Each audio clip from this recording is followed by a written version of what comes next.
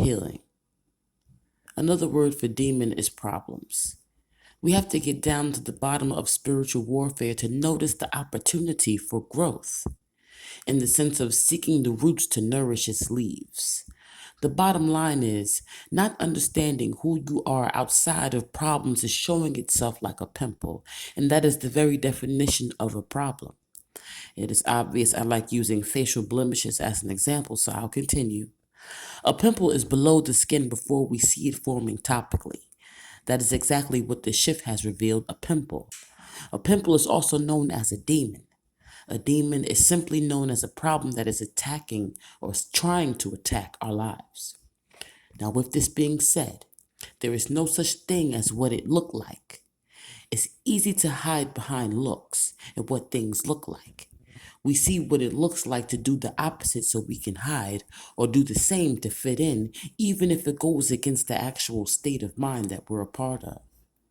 In order to overcome our problems, we have to experience them in real time so they can continue on and not get trapped inside of us or within us. If you are angry, happy, sad, excited, you can't bottle these things in and not express them, because outbursts are ways that these emotions are forcing their ways to the surface, no matter if it's a problem or a freedom. So I'll call them problems instead of demons so we can ground ourselves about the issue in order to gain perspective about the answer. We have problems, and some of those problems created problems of their own, and we took on those too. We've had them for a long time. We've seen our parents' problems miraculously become our problems. The very observations that we once said we'd never mirror. Some people call these generational curses. And for the sake of understanding, these are generational problems. When we come into a situation with the problem and it's present to us, we should take the time to honor our ability to choose.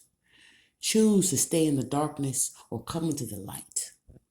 Now, these things have nothing to do with the so called lovely angel that has no problems or a demon that's full of them. Sometimes it's the opposite. Sometimes that angel's fooling you, and sometimes that so called devil, or what you're calling the devil, is something that can help you out, or someone rather that can help you out. Now, all of these problems tend to linger longer than the positive, and that is because the ripple of a positive is, societally speaking, smaller than that of a negative. A positive might only get a good job, while a negative might get you season tickets to Stress Park to ride the emotional roller coasters for months at a time.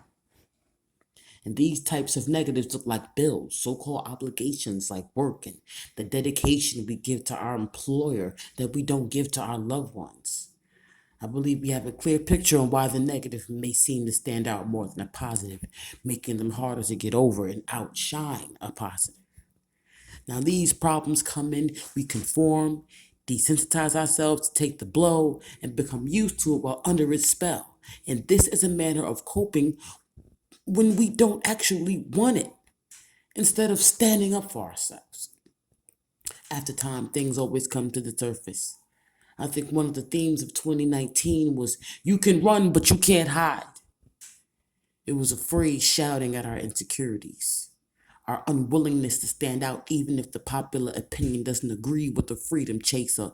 It is a phrase that points a finger and laughs at our passionless stance at carrying torches of any kind, lit by our ancestors as a unit.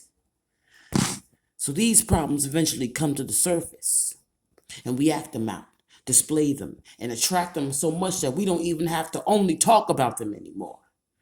So the power of the tongue and the mind have to combine. We have to say what we believe and believe it.